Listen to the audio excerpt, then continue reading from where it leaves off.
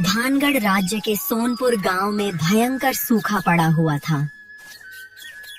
गांव की धरती फट चुकी थी और कुएं सूख चुके थे। रामू नाम का एक किसान अपनी बंजर जमीन को चुपचाप देख रहा था। तभी गांव का व्यक्ति बलिया वहां पहुंचा। ओ भैया रामू, कब तक सूखे खेत को देखते रहोगे? मुझे नहीं लगता कि अब हमारा गांव कभी हरा भरा हो पाएगा। यह सुनकर रामू ने निराश होकर आकाश की ओर देखा और गहरी सांस लेते हुए कहा, न जाने गांव वालों से या मुझसे ऐसी कौन सी गलती हो गई है जिसकी वजह से यह सूखा पड़ा हुआ है। अरे अब क्या कहूँ रामू, गांव वाले तो अब गांव छोड़ना चाहते हैं, लेकिन किसी के पास इतना धन भी नहीं बचा कि वह अपना घर छोड़कर दूसरे गांव में जाकर बस सके, जीवन यापन कर सके। अब तो लगता है कि जंगल में जाकर घास फूस पेड़ पत्ते यही खाकर गुजारा करना पड़ेगा। यह सुनकर रामू की आंखों में आंसू आ गए। से अपने गांव की गरीबी नहीं देखी जाती। जब भी कोई बच्चा पानी के लिए तड़पता है, मेरा दिल टूट जाता है, अंदर से हिल जाता हूँ मैं समझ सकता हूँ रामू, लेकिन पानी से ज्यादा इस समय हमारे गांव को अनाज की जरूरत है।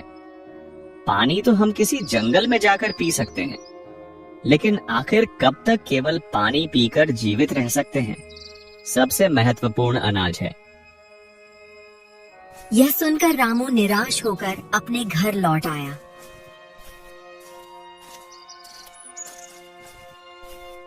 घर पर आते ही उसकी पत्नी नीलम उससे बोली, आखिर कब तक हमें सूखे गांव में रहना पड़ेगा?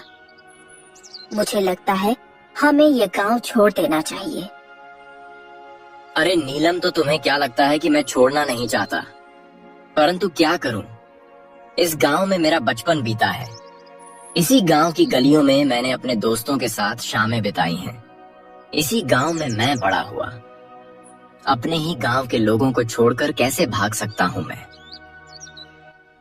सोचो, बोल तो ऐसे रहे हो जैसे इस गांव के राजा महाराजा हो। अरे तुम क्यों नहीं समझते कि इस गांव की धरती ने अनाज उगाना बंद कर दिया है और दूसरे राज्य ने अब हमें भीख में अनाज देना भी बंद कर दिया है।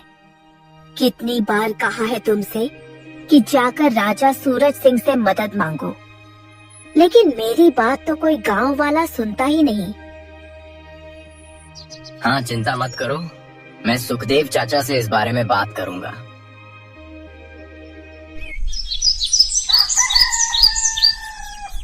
अगले दिन रामू सुखदेव चाचा के पास चला गया।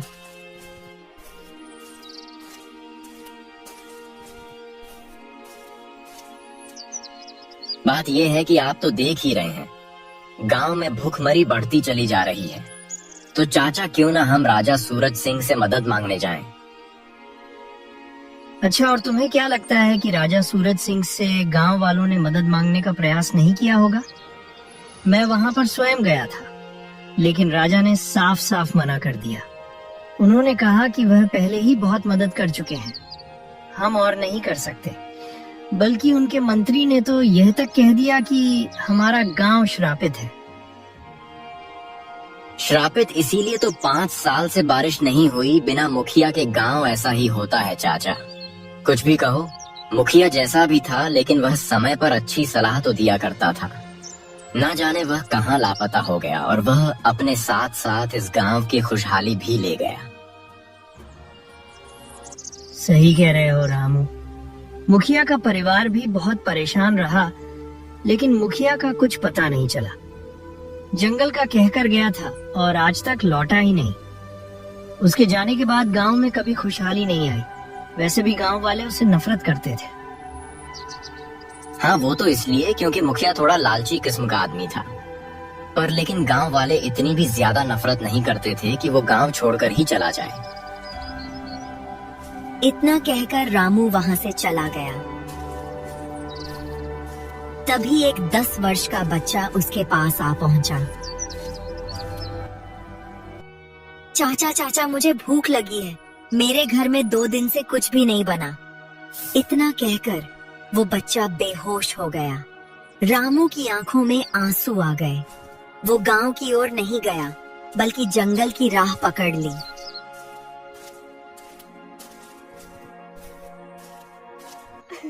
एक पेड़ के नीचे बैठकर फूट फूट कर रोने लगा और आकाश की ओर देखकर बोला, हे भगवान, मुझसे मेरे गांव की गरीबी नहीं देखी जाती भगवान। कुछ मदद करो भगवान, कुछ मदद करो। तभी पेड़ के ऊपर से एक आवाज आई। समझ ले तेरी भगवान ने सुन ली। रामू चौंक गया। जैसे ही उसने ऊपर देखा, एक विशाल चिल उसकी ओर देख रहा था। चिल को देखकर रामू डर गया। आहा, मुझे देखकर डरने की जरूरत नहीं है रामू। कुछ देर पहले तुम भगवान से प्रार्थना कर रहे थे। तुम्हारी आंखों में गांव के लिए आंसू देखकर मुझे बहुत अच्छा लगा।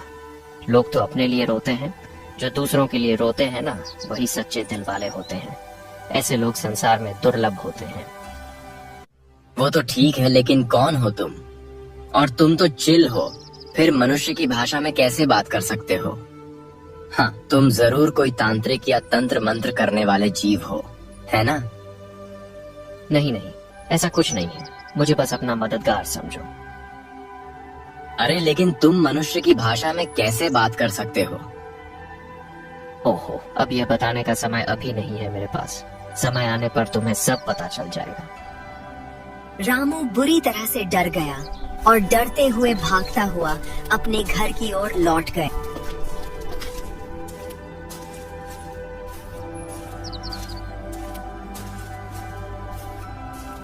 उसके चेहरे पर डर साफ झलक रहा था।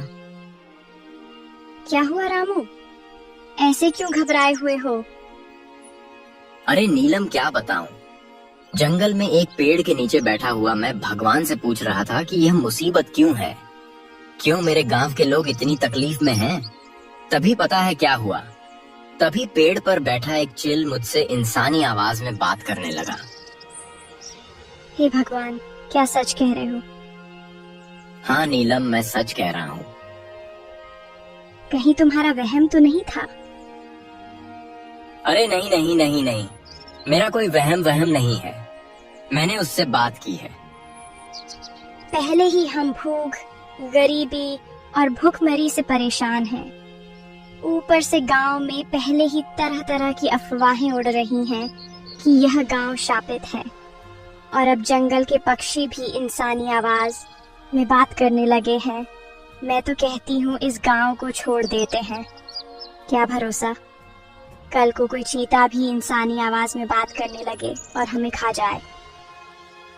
रामू नीलम की बात सुनकर गहरी सोच में डूब गया।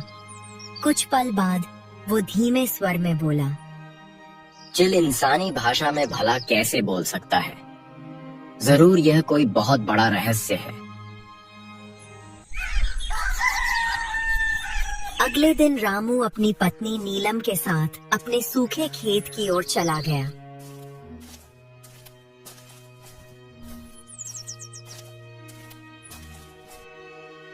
कब तक इस बंजर जमीन को देखोगे? अब तुम्हारी किस्मत में हल चलाना नहीं लिखा। ऊपर वाले ने जैसे गांव पर रहमत बरसाना बंद कर दिया है। नीलम का वाक्य पूरा होते ही रंग बिरंगी किरणों के साथ वही चिल वहां प्रकट हो गया। चिल को देखकर रामू एक बार फिर डर गया। अरे डर क्यों रहे हो? मुझे अपना दोस्त समझो, ऐसे बात करो मुझसे। और दोस्त, क्या हाल चाल है? और मैं तुमसे कहूंगा मैं बढ़िया हूँ दोस्त। देखो, कल तुम मेरी पूरी बात सुने बिना ही भाग गए थे। मैं तुम्हारी मदद करना चाहता हूँ। मैं जानता हूँ कि तुम्हारे गांव में बारिश क्यों नहीं हो रही है। तुम्हारा गांव वाकई में एक श्राप की चपेट में है। क्या ये क्या कह रहे हो तुम? मैं बिल्कुल सच कह रहा हूँ, लेकिन तुम मेरी बात ही नहीं सुन रहे। चिल की बात बीच में ही रह गई। तभी नीलम चौंक कर बोल उठी, तुम किससे बात कर रहे हो रामू? दरअसल चिल केवल रामू को दिखाई दे रहा था। नीलम को वो कहीं नजर नहीं आ रहा था। हैं, तुमने नहीं देखा? अरे तुमने देखा नहीं किस तरह से रंग बिरंगी किरणों से चिल प्रकट हुआ और मुझसे बात कर रहा है? क्या बात कर रही हो? क्या तुम्हें चिल नहीं दिखाई दे रहा? भगवान की कसम, लगता है गांव की गरीबी और भूखमरी ने तुम्हारे दिमाग को खराब कर दिया है। कहाँ है चिल? मुझे तो कुछ दिखाई नहीं दे रहा। मुझे केवल तुम देख सकते हो रामू, क्योंकि मुझसे कहा गया था कि जिसका मन सोने की तरह शुद्ध होगा वही मुझे देख और सुन सकेगा। इस गांव में ऐसा कोई भी नहीं है। मैं बरसों से उस पेड़ पर बैठा तुम्हारे जैसे किसी सच्चे इंसान की तलाश में था। न जाने कितने लोग वहां से गुजरे, न जाने कितनों से मैंने बातें की, पर कोई भी मुझे देख और सुन नहीं पाया। पर अब जब पहली बार तुमने मुझे देखा है तो मैं खुशी से झूम उठा, यह सोचकर कि चलो कोई तो है, अरे कोई तो है जो मेरी बात सुन सकता है। हाँ, अब मुझे तुमसे कम डर लग रहा है, सही बताऊं तो। अरे तुम अकेले में किससे बात कर रहे हो रामू? अरे नीलम, ये चिल तुम्हें नहीं दिखाई दे रहा? मैं जानता हूँ, लेकिन मुझे दिखाई दे रहा है। इस चिल का कहना है कि वो केवल मुझे दिखाई देगा। ये सुनकर नीलम बुरी तरह से डर गई और बोली, हे भगवान, अब इस गांव में और क्या क्या देखना पड़ेगा। इतना कहकर नीलम बेहोश हो गई। रामू नीलम को उठाने ही वाला था कि तभी चिल बोला, डर की वजह से बेहोश हो गई है। चिंता मत करो, कुछ देर में होश आ जाएगा। अच्छा, अब मेरी बात गौर से सुनो। इससे पहले कि श्राप पूरे गांव को निगल जाए, तुम्हें इस गांव को श्राप से मुक्त करवाना होगा, और मुझे भी। क्या मतलब? यूं समझ लो कि इस गांव से ही मेरा श्राप जुड़ा हुआ है। बस इससे अधिक मैं कुछ नहीं बता सकता। परंतु श्राप कैसे दूर होगा? मैं ये बता सकता हूँ। सुनो, तुम्हारे गांव में मुखिया के बाद गांव के लोग सबसे अधिक किसकी बात मानते हैं? बताओ। रामू गहरी सोच में डूब गया और बोला, हमारे गांव में वैसे तो मुखिया वर्षों पहले लापता हो गया था। उसके बाद देखा जाए तो अगर गांव में सबसे ज्यादा किसी की बात मानी जाती है तो वह तो सुखदेव चाचा हैं। वैसे सुखदेव चाचा भी मुखिया के बराबर ही माने जाते हैं, लेकिन हाँ, मुखिया से वह बहुत अलग हैं, क्योंकि मुखिया लालची था ही, और जो दिखता है वह होता नहीं। सुखदेव पर नजर रखो, तुम्हें बहुत कुछ पता लगेगा। सुखदेव की सच्चाई जानना बहुत जरूरी है। क्या मतलब? जो कहा है वो करो। तुम्हारी विचारधारा सुखदेव को लेकर बदल जाएगी, बस नजर रखो। इतना कहकर चिल रंग बिरंगी किरणों में बदलकर गायब हो गया और नीलम होश में आ गई।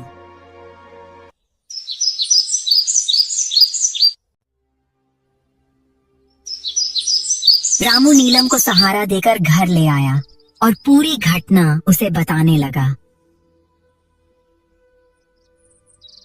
न कुछ देर बाद नीलम सामान्य हो गई और बोली, मुझे तो चील की बातों में कोई सच्चाई छुपी लगती है। अगर वो कह रहा है कि सुखदेव चाचा पर नजर रखो तो जरूर कुछ होगा। हमें नजर रखनी चाहिए।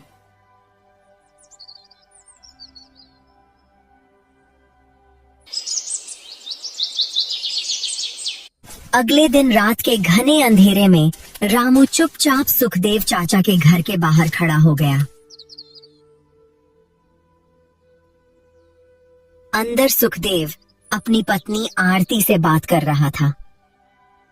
आखिर कब तक हम इस गांव में ऐसे ही रहेंगे? तुम्हारे पास इतना धन है, फिर कब तक गरीब होने का दिखावा करते रहोगे और गांव वालों की आंखों में धूल झोंकते रहोगे? अरे बकवास बंद कर आरती। तुझे पता भी है सारा धन मुखिया के पास है। मैंने उसे सारे धन को छुपाने के लिए जंगल भेजा था। वो ससुरा आज तक वापस नहीं आया। तुमसे बड़ा मूर्ख मैंने नहीं देखा। अपने लालची मित्र मुखिया को पहचान नहीं पाए। वो तो कभी वापस आएगा ही नहीं और हम खाली हाथ रह गए। कितनी मुश्किल से तुमने राजा विक्रम के सामने गांव की भूखमरी का रोना रोकर इतना सारा धन लिया था। सोचा था उस धन से अमीरों की तरह जिएंगे, लेकिन सारा धन मुखिया ले गया। ये सुनकर सुखदेव गहरी सोच में डूब गया और बोला,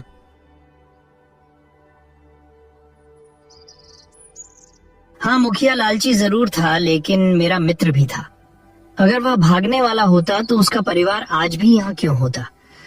मुझे तो ऐसा लगता है कि जरूर वह किसी मुसीबत में है। मैंने उसे जंगल में बहुत तलाशा, लेकिन कुछ मिला नहीं। हे भगवान, आखिर हमें कब तक यह दिन देखने पड़ेंगे?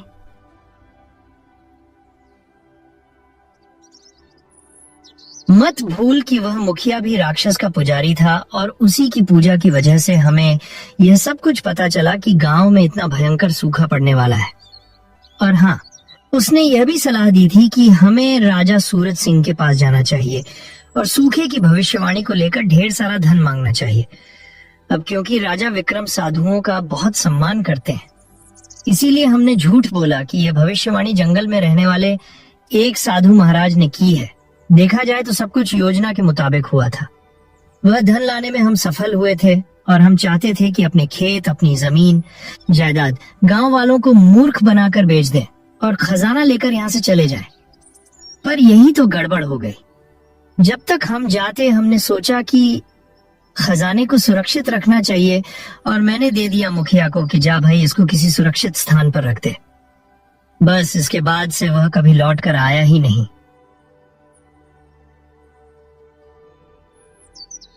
बाहर खड़ा रामू यह सब सुनकर बुरी तरह चौंक गया। उसके चेहरे की हवाइयां उड़ चुकी थीं।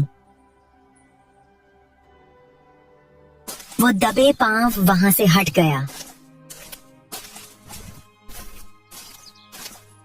और सुखदेव के घर से दूर एक पुराने पीपल के वृक्ष के नीचे जाकर बैठ गया।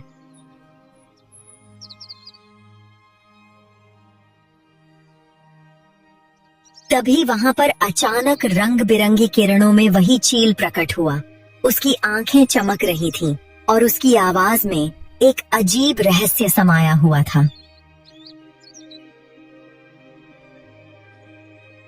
हाँ, तो तुम्हारा चेहरा बता रहा है कि तुमने सुखदेव और उसकी पत्नी की बातें सुन ली हैं। हाँ, सुनी है, और मुझे यकीन नहीं हो रहा कि सुखदेव चाचा और मुखिया इतने घटिया किस्म के इंसान हो सकते हैं। वो भगवान के नहीं बल्कि राक्षस के पुजारी थे। अब तो मुझे लगने लगा है कि गांव में जो सूखे की भविष्यवाणी थी वह असली नहीं थी। असली वजह तो उनकी राक्षस की पूजा रही होगी। और यह भी लग रहा है कि कल सुखदेव चाचा ने जो राजा सूरज से मदद की बात की थी वह भी झूठ था। हम तुम सही कह रहे हो, क्योंकि सुखदेव अब दोबारा कभी भी राजा सूरज के पास नहीं जाएगा, और जाएगा भी तो कौन सा मुंह लेकर जाएगा। राजा सूरज तो पूछेगा कि उसने जो खजाना दिया था वो कहाँ गया। खैर, वो सब छोड़ो। वैसे मैं जानता हूँ कि वो खजाना कहाँ छिपाया गया है। क्या तुम्हें कैसे पता? हाँ, तुम सवाल बहुत करते हो। ये क्या, वो क्या, ऐसे कैसे? चुपचाप अब मेरे साथ चलो। आ जाओ, आ जाओ।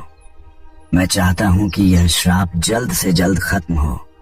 आओ, जल्दी से चलो। इतना कहकर चील फड़फड़ाते हुए उड़ने लगा और रामू उसके पीछे पीछे चलने लगा। उनके आगे एक गहरा डरावना जंगल था, जहां से पेड़ों की परछाइयां भी कांप रही थीं। चारों ओर काले सूखे उलझे हुए पेड़ किसी जले हुए श्मशान की तरह खड़े थे। चंद्रमा की रोशनी टूटे हुए बादलों के बीच से छन कर आ रही थी।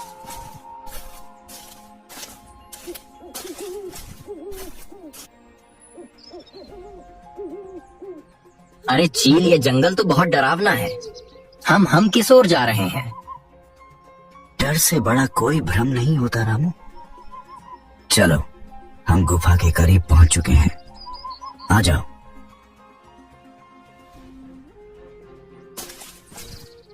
रामू और चील जैसे जैसे जंगल के भीतर बढ़ते गए, हवा और ठंडी होती गई। वहां के वृक्षों से काई लटक रही थी। कुछ ही देर में उनके सामने एक विशाल चट्टान आई जिसके बीचों बीच एक अंधेरी और गहरी दरार जैसी गुफा का द्वार था। उस द्वार से भीतर झांकने पर कुछ भी नहीं दिखता था, बस एक ठंडी और भारी हवा बाहर की ओर बह रही थी। ऐसा प्रतीत होता था मानो गुफा स्वयं सांस ले रही हो। इसी गुफा में छिपा है वो खजाना। रामू चील के पीछे पीछे उस रहस्यमयी गुफा में चला गया।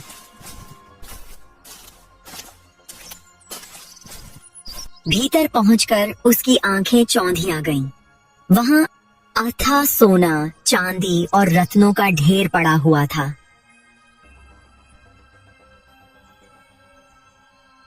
बाप रे, इतना सारा खजाना। हाँ, राजा विक्रम ने अपना आधा खजाना साधु के नाम पर दे दिया था। यह तो उसका कुछ अंश है। अब तुम्हारे सामने दो रास्ते हैं, या तो इस खजाने को लेकर अपने गांव लौट जाओ और सबकी मदद करो, या फिर अपनी पत्नी को साथ लेकर इस खजाने के साथ कहीं दूर जाकर जीवन भर अमीरी में रहो। अरे बकवास मत करो। तुम जानते हो कि मेरे लिए यह खजाना कुछ भी नहीं है। मैं तो बस इतना चाहता हूँ कि मेरे गांव के लोग भूख से ना मरे। मुझे आज भी याद है, वह बच्चा मेरे पास आया, भूख भूख कहते हुए बेहोश हो गया। नहीं, मेरे लिए इस खजाने की अहमियत बस इतनी ही है कि मैं सबकी मदद करूं बस। तभी रंग बिरंगी चमक फैल गई और एक साधु प्रकट हो गया जिसे पहले रामू ने कभी नहीं देखा था। रामू, सवालों के जवाब मैं बाद में दूंगा। पहले यह बताओ, क्या तू इस खजाने को चाहता है, या चाहता है कि तेरा चमेलीपुर फिर से हरा भरा हो जाए और आकाश से पानी की बूंदें बरसने लगे? बता। प्रणाम साधु महाराज। अगर मेरा गांव फिर से हरा भरा हो जाए, सूखा समाप्त हो जाए, तो मैं इस खजाने को देखना भी नहीं चाहता। नहीं चाहिए मुझे खजाना। इतना कहते ही वही चील रंग बिरंगी चमक के साथ बदल गया।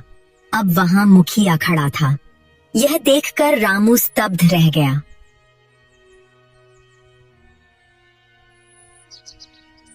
मुखिया जी आप?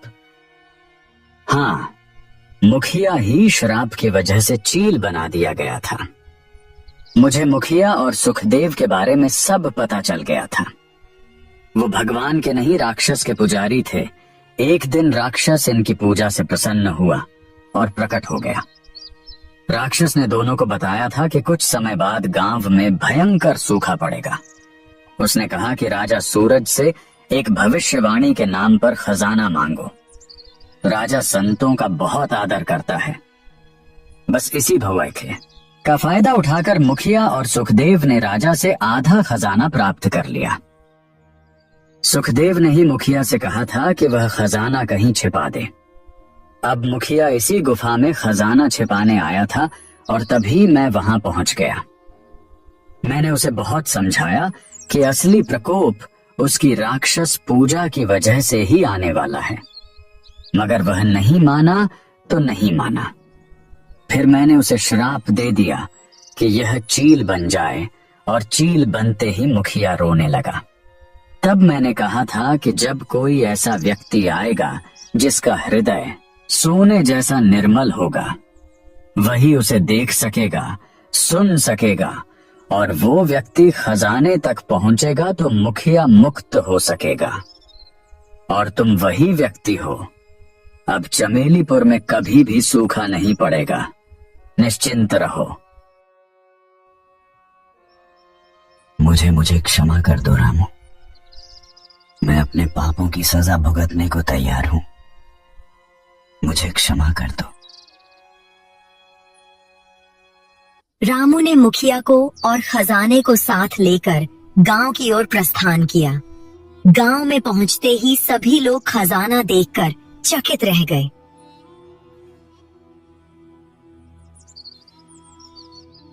सुखदेव डर के मारे कांपने लगा। हाँ, डर क्यों गए सुखदेव चाचा? तुम्हारी असलियत अब सबके सामने आ चुकी है। तभी वहां राजा सूरज अपने सैनिकों के साथ पहुंचा।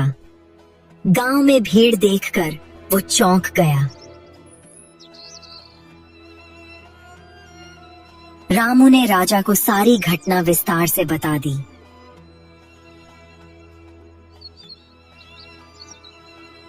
हाँ, यह बात है।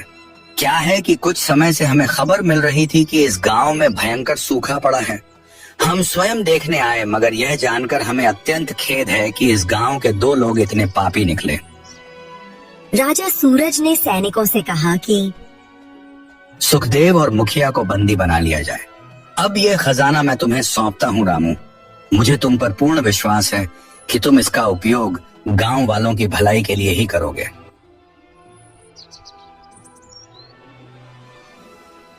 इतना कहकर राजा विक्रम अपने सैनिकों के साथ सुखदेव और मुखिया को बंदी बनाकर ले गया।